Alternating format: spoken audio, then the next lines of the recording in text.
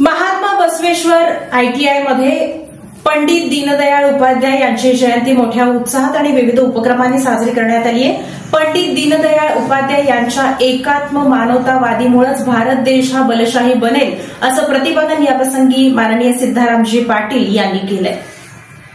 समाज व देशाला समर्पित झालेल्या पंडित दीनदयाळ उपाध्याय यांच्या एकात्मक मानवतावाद या विचाराने विकसित भारत आगामी काळात बलशाली बनेल आणि प्रगतीपथावर जाईल असा ठाम विश्वास सकाळचे सहयोगी संपादक सिद्धाराम यांनी व्यक्त केला।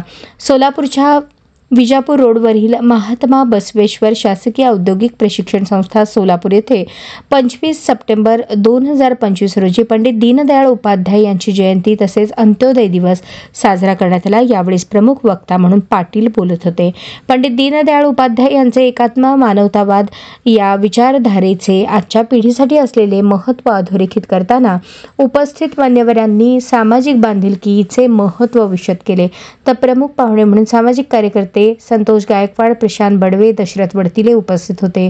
संस्थेच्या व्यवस्थापन समितीचे सदस्य पत्रकार दशरथ वडतिले यांनी प्रास्ताविक केले। मंत्री मंगलप्रभात लोढा यांच्या क्रांतिकारी निर्णयावर प्रकाशझोत टाकला। अध्यक्ष मनोगत प्राचार्य सुरेश भालचेम यांनी व्यक्त केले। सूत्रसंचालन प्रवीण केंदळे व बाबू असरेड्डी यांनी केले। कार्यक्रमासाठी संस्थेतील कर्मचारी व 320 प्रशिक्षणार्थी उपस्थित होते। आभार प्रदर्शन पूजा दहिवाळ यांनी केले। कार्यक्रमात संस्थेचे उपप्राचार्य SS झणझडे, NSS प्रमुख म्हेत्रे, ग्रामीण बँकेचे निवृत्त अधिकारी विश्वनाथ आमणे, लायन्स क्लब मेट्रोचे अध्यक्ष विश्वनाथ आवटे व नारकर उपस्थित होते। प्रारंभी पंडित दीनदयाळ उपाध्याय यांच्या प्रतिमेचे पूजन करण्यात आले। त्यानंतर पाहुण्यांचे पुष्पगुच्छ देऊन स्वागत करण्यात आले।